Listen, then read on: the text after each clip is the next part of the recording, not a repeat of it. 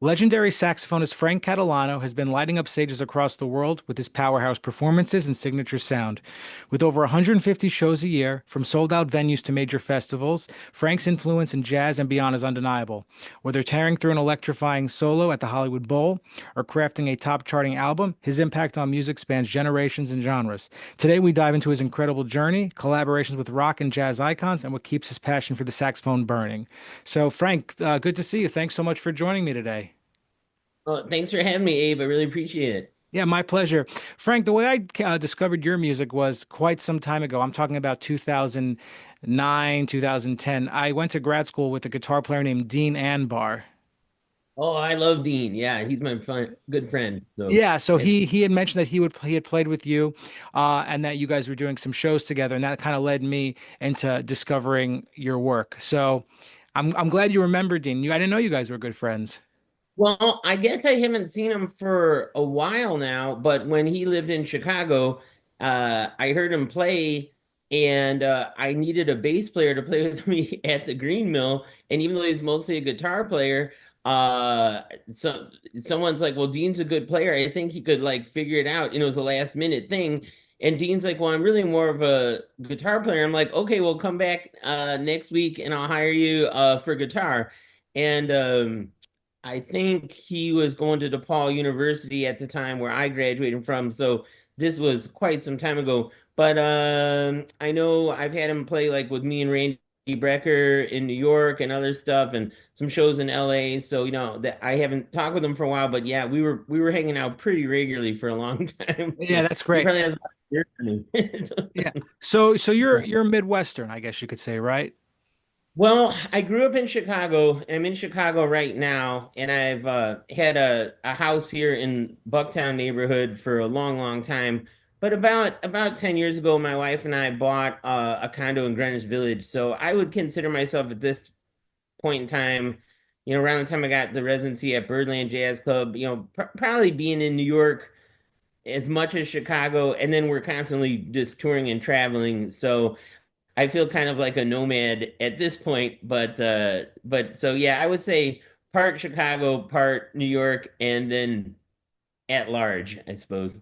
With the amount of work you do as a band leader, traveling and doing as many concerts as you do, you've had a long career so far already. I mean, and it's been, consistent, What's the secret to just maintaining that longevity to where you don't get burnt out? Because even going on the road for a week or even like 2 or 3 days is hard on the body. So do you have any secrets you could share? And this is the jazz world, so it's totally different too, that side of it. Yeah, no, that's a great question because I'll be 48 next week.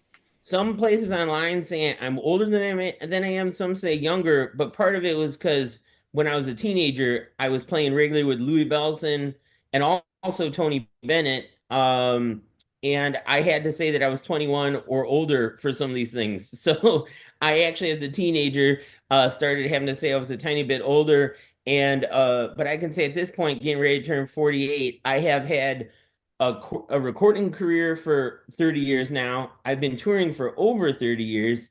So I can say this is the first time where I'm getting old enough to where it is a little stressful on the body, meaning you wake up and your back's going like, okay, I better crack this thing and put the saxophone on. So I would say my 20s and 30s, no matter how many gigs I did in a year, and no matter how, if it was a five-star hotel or if it was sleeping on somebody's couch, I didn't have any problems. I would say now, as I am getting a little older, I definitely kind of need the accommodations to be pretty happening just because the days of sleeping on the couch or something are kind of done if I want to be able to do 200 and something shows a year, I feel. But I definitely feel like I just love playing so much. I'm excited every time I play, and it doesn't matter if it's a huge venue or a small club. I just every time I play a saxophone, I feel really fortunate and I just love it. So I think I've never gotten bored with music at all, but I have had times in my career where I'm like, you know what? I'm going to take like a month or two off from gigs so I can focus on writing some new material, maybe working on and practicing some things that I want to. Because that's another thing, like when you're young and say you're in, music school, going to college. Um, once you graduate, and if you're fortunate enough to have a busy career, it's not like you have that 8 hours a day to go in the practice room and shed stuff and work on new things, because you're on a plane, you're doing a sound check, you're doing an interview. I have two TV shows tomorrow, and that ends up being a full day, even though it's not technically a gig.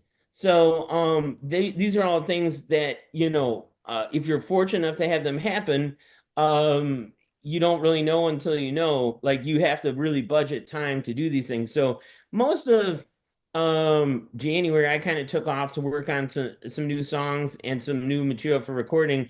And I think then it's impossible to get bored if you budget your time that way. Because if you only do gigs and you don't budget your time for some friends, some family, some shedding some stuff, some writing some new stuff, then the days just kind of keep going into each other, and before you know it, the year has gone by, and you might have like played a bunch of fun gigs, but then you haven't worked on some other stuff you wanted to. So it sounds like it's all about balance, which is, it's a great answer that, you just said like I just took a month off and I'm sure now you feel refreshed and ready to go. I'd Oh, like to talk to you a little bit about John Coltrane, if that's okay. sure. So there are certain aspects when I hear you play that there are very few sax players that I can think of who just take that inspiration, which is such a hard thing to do. It's not just the notes they play, but the way they play it. And it's. Would you say that John Coltrane has been a big influence on you over the years? Oh, definitely. And not only do I, love John Coltrane's music and what he played and all that, but I think in like a much larger sense, it's the spiritualness and the connectiveness and, just kind of feeling like there's something way bigger than just, notes. And it's really, really powerful. And I am very fortunate that I got to play a bit with his longtime drummer Elvin Jones, and I got to play on a couple occasions with McCoy Tyner. So on some level, I feel like a little bit of that has seeped in with me. And at Birdland, I got to hang out and meet Ravi Coltrane. The last time I played, he came out, and so just everyone in that world has been so nice, because obviously John Coltrane's music, is so iconic, but it really, you know, I've had students and other friends like memorize a solo, and they're like, "Oh, Frank, check this out." And it's like, "Well, that's cool." And the notes are there, but it really, I think, if you're going to talk about John Coltrane, it isn't the notes, it's the spiritual vibes and what it means and how it transcends things. So, Well, that's the thing. uh, So many people can play the ideas, but the way you play with the expressiveness is what is so impressing. And so many sax players, musicians try to go for that and just fail trying. So well, when you I, I say, I appreciate you saying that, because that's a big compliment. So, thank you. that's the thing. I mean, when we talk about the word, the spiritual side of things, the connectedness, are these things that you think about before you play a concert? Whether it's there's something bigger than us, that it's our responsibility to push this music and, move people. Like, is it those type of thoughts, or is it something else you could maybe describe? Because this is a big mystery of the part where people try to get to play and they can't get to there because they're missing that element, the spirit. No, that's another great point. I had, when I was 16, my finger cut off, and I almost died, and just from losing so much blood. And I kind of just said to myself, if I am fortunate enough after some of these surgeries to get my finger back and working again, and if I'm lucky enough to move forward with music, because my mom did not want me to go into music, because she's like, you need to do something where there's a steady paycheck, Right. and everyone told me there's no way you can make a living in music. So I was really discouraged by a lot of people around me, but other people, like my high school band director Dick Robertson, he's like, "Oh, Frank, you're gonna have no problem." And so other people were like super encouraging, but other people that I cared about a lot were not encouraging. And I would say it was partially just having a horrible injury and near death experience. It just made me say, if I'm lucky enough and fortunate enough that I'm gonna be able to like, be in one piece and have a proper shot at music, I'm gonna give it 100%. And I've just always felt that it wasn't about the notes. It's about like, I mean, sometimes I'll be playing and my hair will get tingly and I'll just feel like there's a bunch of stuff around me that is not of this world. And I don't Yeah, even know how to better describe it, but I just feel it. no, So, I understand what you're saying, and especially about the appreciation, because I've actually had some physical issues myself over the years. I had a very big neck surgery, that sort of thing. I understand what you're saying, and then there's a deep appreciation. Plus, I got hit by a car 2 years ago, so that was crazy as well. That was after my surgery. So there are these things that just knock us on our asses. But yep. interestingly enough, it's we just want to play still after that. We want to live, obviously, but the music is so important. So I definitely understand what you're saying, and that's a great answer. Now, you have to be self-aware at a young age to know you're going to go into music. Like you said, your high school band director was supportive of what you were doing. But did you have like a light switch go off where you say, "I'm going for it"? Like in high school, like when did things start to come together in terms of thinking about it as a career? I would say when I was maybe like 13 or 14, I was already playing pretty regularly. I was sitting in with Von Freeman regularly.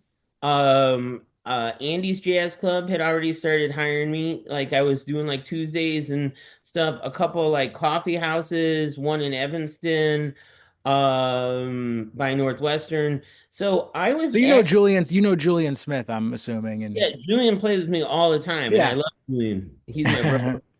He played on I did an album live from Birdland about a year or two ago, and Julian played bass and Randy Ingram played piano and Mike Clark played drums. So they're my good friends. And Julian's been in New York now for a while, doing great. But the amount of people that kind of lived in Chicagoland that don't anymore is kind of interesting and huge, in and of itself. But yeah, I would definitely say I was already able to not make a living, but like, I was making in the early 90s, I was making a few $100s a week, which probably translated to today's money, is probably like at least $1,000, $1,200 a week. So, as a 13 or 14-year-old. So, I just felt confident that, I definitely needed to earn a living, no doubt, but I just knew it would work out. No, that's So, such a privileged position to be in to make that money when you're so young and just, that's and really that's when cool.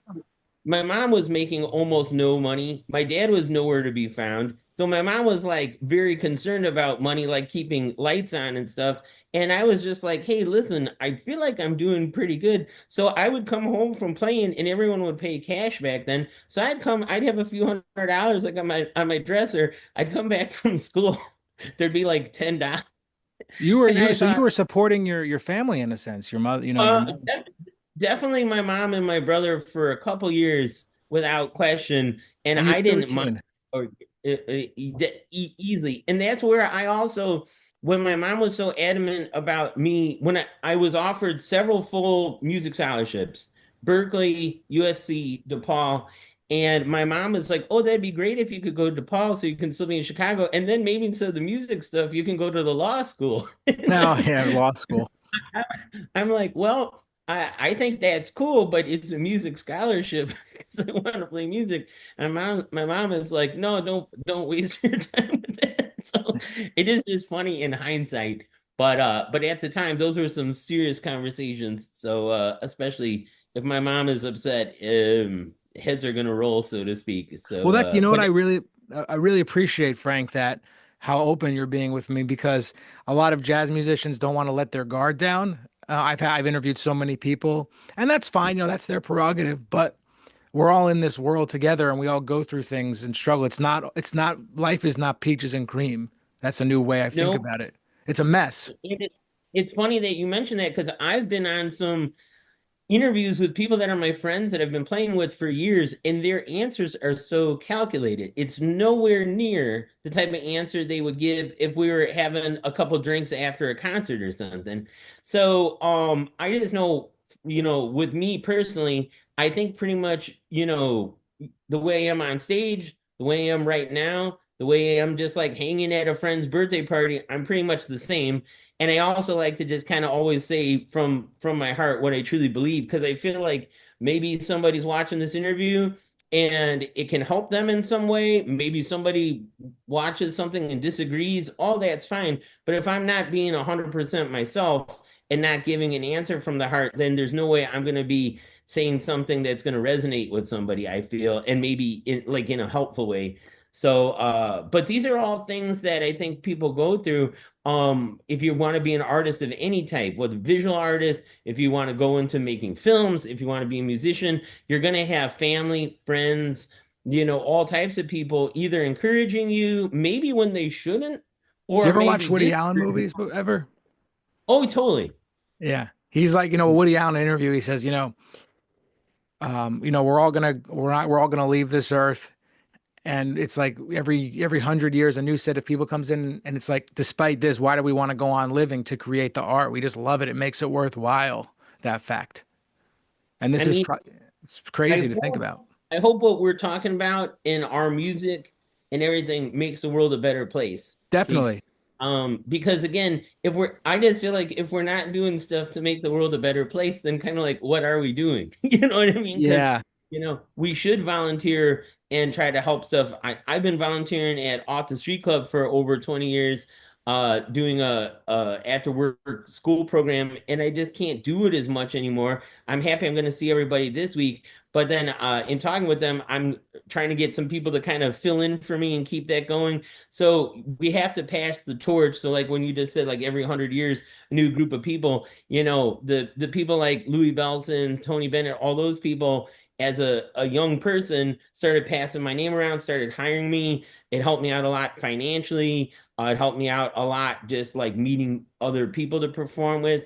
And so I hope now that I'm getting a little older, I'm in a position to do that on some level. And I hope 30 years from now, I'll be able to do it even more so. But everyone kind of has to help each other. Otherwise, I just feel like, what's the point? And You're right. I do really feel like these types of conversations are super important because I feel like a generation or two, like older, like people that are now no longer with us, like I mentioned Von Freeman, mentioned Tony Bennett, mentioned Louis Bellson, mentioned Elvin Jones, all those people were so giving and caring. And then it seemed like people, like when I was, going to college, people, around me, they weren't like passing gigs around. It was people that were 20 or 30 or 40 years older than me.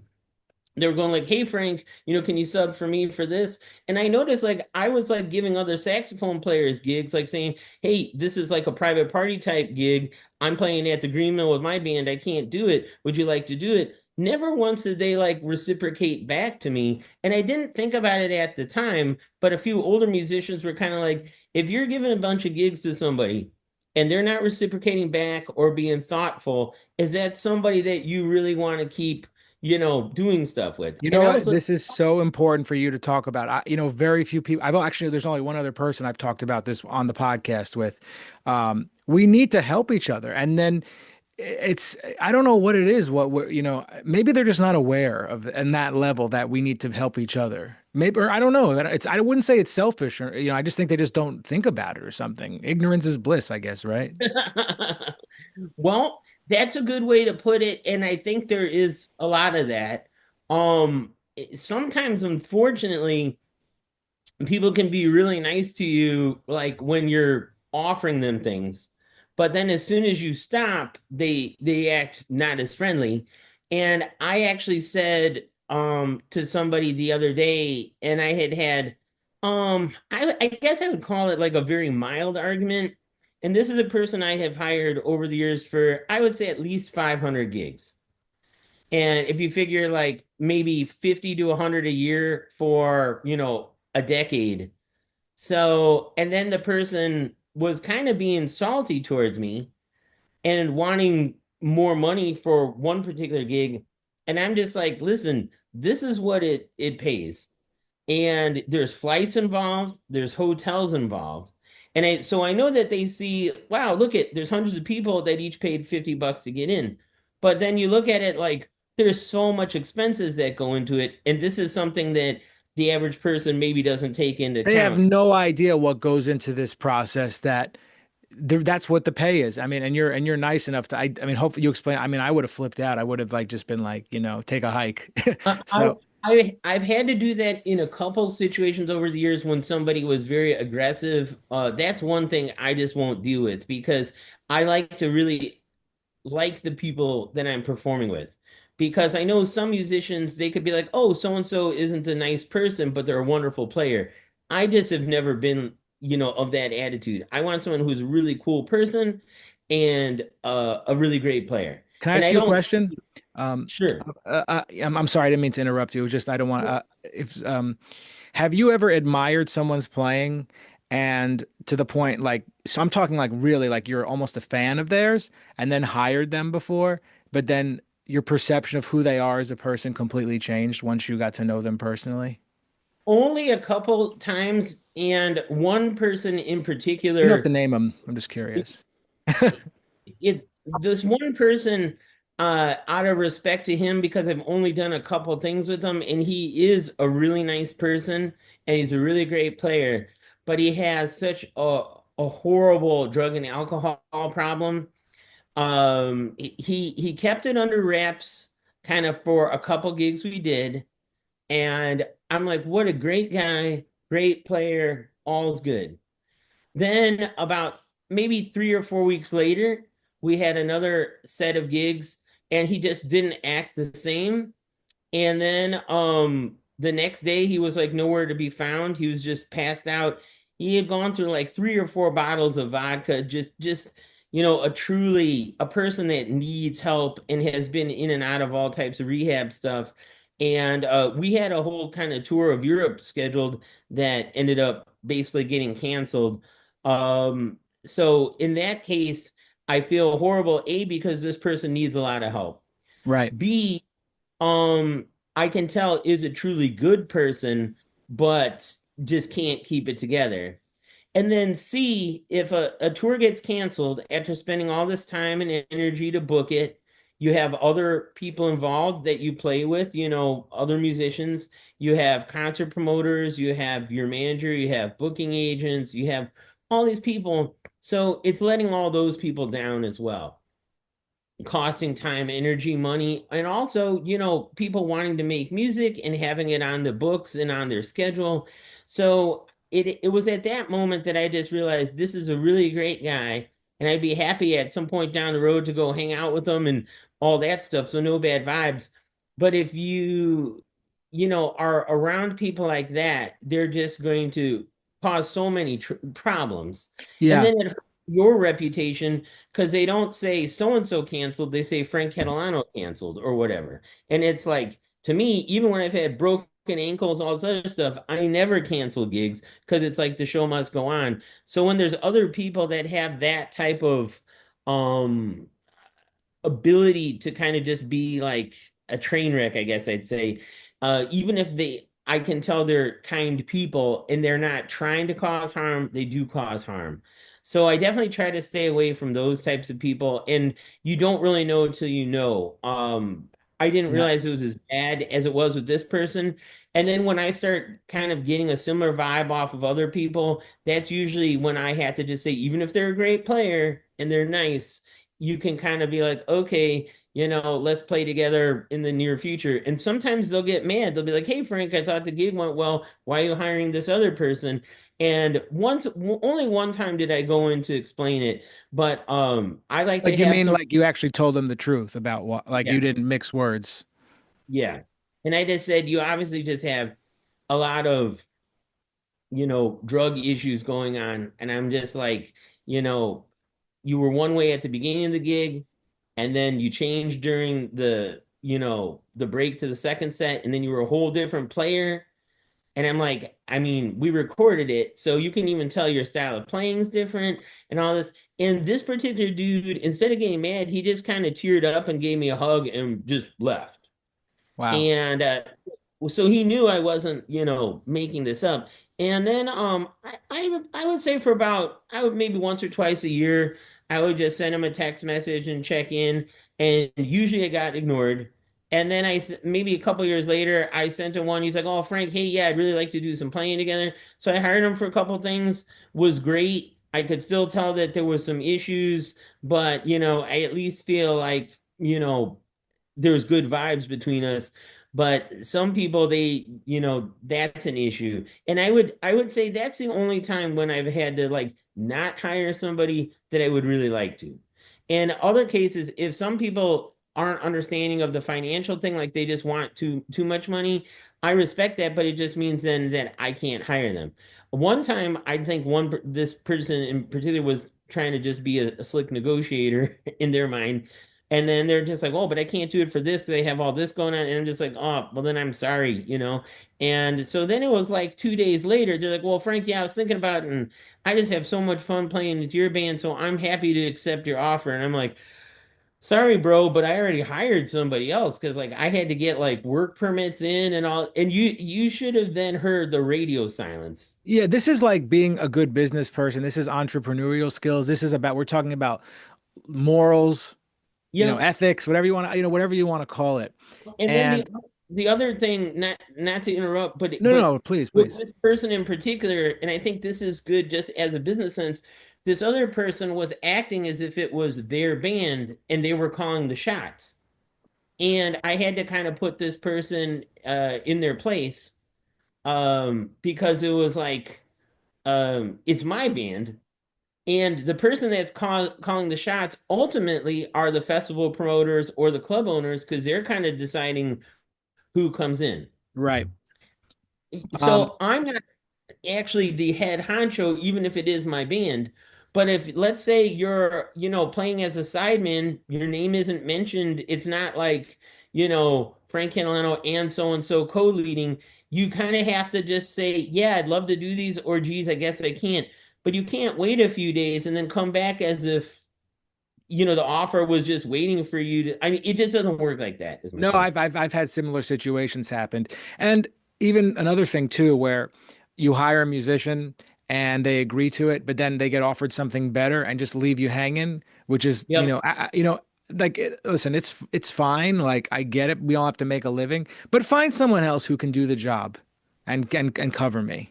Like just Yep. you that way they take the pressure off you. They don't even think about that sometimes. I've had a few situations where, it just couldn't be helped, whether they got offered a really like a gig they couldn't turn down, or they had a family issue or something. But if someone says, hey, Frank, this is going on, um, I I know that, the gigs are coming up quick. I did talk to these two people that are available that are both great. That could cover for me. You might have somebody else in mind. But I think it's how somebody handles it. Like if they go about it in a caring, thoughtful way, then it's like I've had people do that, and then I'm totally not bothered by it, and I'm happy to hire them again. But when it is somebody that just waits around and they're like, "Oh yeah, Frank, I'm good for these," it's like, well, when we last discussed this, you weren't, and we weren't even like in the realm of agreement. So that's where I think ego comes into play. And I would just say the best sidemen that I've ever worked with are usually very well known in their own right. Like people know who they are. They have a good reputation. They kick butt and nail everything and are amazing players. And there's no need for them to have an ego or an attitude. It's because they're so good. Everyone loves them. Everyone respects them. There's nothing that they need to do. If they can't It's make, interesting you say that because it's like whenever you say John Coltrane Quartet, you can't think about John Coltrane Quartet without automatically thinking about those other players with of them. course. Yep. And it sounds to me like the way you talk about those players in that sense is a very similar type of relationship, camaraderie, mutual respect, professional. And but I don't know what I wish I had the answer. I think you and I think very similarly about this stuff, but I don't. It seems to be like happening more often than people want to talk about or think. Like this is happening all the time to musicians. This stuff. Oh yeah, and they really don't teach this in any type of music school. You mean they might teach you how to play the right notes. They might have a wonderful theory class, even finding like a music business class. I know a few colleges, they offer a music business degree. Some have actually gotten rid of that degree. They maybe offer a class, but they really need to, I think, offer some classes on just like how people should interact, like meaning like it isn't just about I'm getting on stage and playing. It's like you at any given time, you have all the people in the audience, you have all the people that work at the venue, you have the managers, you have the booking agents, you have the owners, you have the people you're sharing the stage with. And on a farther reaching end, you have the person that, let you on the airplane. You Yeah, have it's like this is food basic in the stuff how to interact with people and they don't even know. It's like they've thrown this stuff away completely like I mean it's crazy. This And we stuff. all have to work together and be cool with each other because it could be the guy in the Uber that, doesn't get you to the thing on time because he took a wrong turn. And that happened to me once. And then how do you deal with it? And then, so all these things are just, part of making sure you as an artist are giving the best performance that you can. And one thing too, when I was younger, I used to run late a little bit, and I feel bad because there was a couple times where I had close calls or, barely made it on time. And that's something then, you can maybe get away with it when you're a teenager or something. But as an adult, you cannot, if you say, "Hey, I'm going to do this gig and it starts at noon," be there at 11:30 ready to go. Yeah, I think there's a psychological component that happens to it. So for instance, if you offer someone a gig, not the best paying gig, but like let's say it's a restaurant or something like that, and the call time is 12, like maybe they like show up like 5 minutes before because they're pissed to be doing that gig Yep. and they're not going to treat it the way they would treat a gig. Like, let's say they got a gig at the Blue Note or something, or not that, but they just don't treat it with that same respect. So they say to themselves, I'm going to leave exactly when Waze says I'm going to be there 15 minutes before, and then they're there 5 minutes before. And it's funny you mentioned that because this was a while back. I've had an alcohol endorsement, thankfully, for I would say over 10 years now. The companies have changed, but I've always been in one for the last decade, which has been a really unique, fun situation. A lot of different gigs come about it. I get put in a lot of different situations from it. Financially, it's a big help. So it's been great, I think, on all levels. But what I will say is some of these concerts they're not maybe going to be at the top end jazz club. They might be at a restaurant or something. And now that doesn't mean it's not going to be the best gig ever, because sometimes it's like 500 really awesome people waiting to hear your music and have a drink and have some fun, and it's just the best ever. But one person in particular, I remember getting there like right when it was downbeat time, and then they're looking for a place to store all their stuff. And now we're starting late because yeah, they got there in time technically, but then it's like they have all, these cases and all these, things. It happened to be a drummer. Uh so it wasn't great. I And think they're then just bitter, and they're bitter that they're not the band leader. I'm not a psychologist, but if I had to guess, I think it has something to do with that. I don't you're know. 100% right. And my wife and I have talked about this a little bit because in on this particular occasion, it was important. Everyone was getting paid very well, Hmm. much better than even the top jazz clubs. Yeah, yeah. And so you would have thought it wouldn't be a money thing because you would think they'd be happy Hmm. because, okay, cool. It's not a private party, meaning, anyone can come in. I understand private parties sometimes people would get bitter at because it's like, okay, I'm not really, presenting my art to the public. I've heard a bunch of different things. I just think anytime, you can go make music and be paid for it, you're in a very, very fortunate position. No, But to definitely. have somebody basically tell me, as he did, well, Frank, this gig isn't that important, and it was coming from something else, and I didn't think you'd mind. He And said I'm that. just, he said just like that, and I said, well, first off, who is it like to decide what's important or not? It's certainly not for you to decide. Right. You're the person playing drums with me. And I'm like, you don't get it. There was like some really, really high-end people in the audience that put together big festivals and all this other stuff. And so when someone says something isn't important, that just blows my mind because you never know. I can actually say the gig that got me my first record deal, there was very few people there. It was, snowing and a crappy night out. I was a teenager.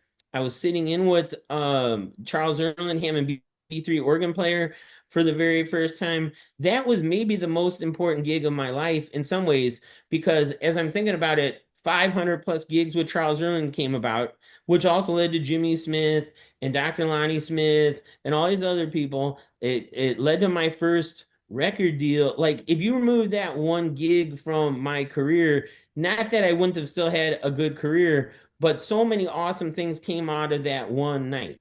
But now think about it if I would have thought, it's not really hardly paying anything and it's snowing and there's nobody here. Yeah, it's not that important anyway. Yeah. That would have been the worst thing ever. I just luckily never think that way. But when somebody said, "Oh, this is an important gig anyway," wow, did it just bug me. And the fact then they said they were coming from something else. So it also let me know they took another gig that was too close to the gig that they had already accepted with me. That is the worst you can do. I had this happen with a recording session recently with a very famous guitar player, and I got a little salty about it because we were co-leading the session. I never met the bass player before, good player, but he was telling me how he was just coming from some other thing and the thing he did last night and how wiped he is. And I'm thinking, what an idiot, because he's letting me know he's beat for this recording session that is somewhat of a big to do. Most people, instead of playing, maybe a gig the night before that didn't pay that great, maybe would have been like, you know what, I better get some rest so I can be at 110% for my recording next day. He didn't take that attitude about it. Instead, he decided to tell me about all these other gigs he's doing and how busy he is and how beat he is and how he basically was saying he wasn't playing as good as he would like at the recording because of all these other gigs he took. So I'm going like, in my mind, I'm just thinking like this is just bad business on his end, not a smart thing to say to me. If he wanted to apologize because he wasn't playing at the level I was hoping, I guess that would be nice. But really, at a certain point, when you're paying somebody fairly, which he was getting paid very fairly, and we had agreed on a dollar amount ahead of time, and I didn't use one of my regular players because the guitar player had vouched for this guy, it kind of ruined the whole thing, or at least to an extent. So, But these are the real stories that people need to hear. And Frank, it's been such a pleasure to speak with you today, and I hope we can do it again. I really appreciate it, Abe. Anytime, just let me know.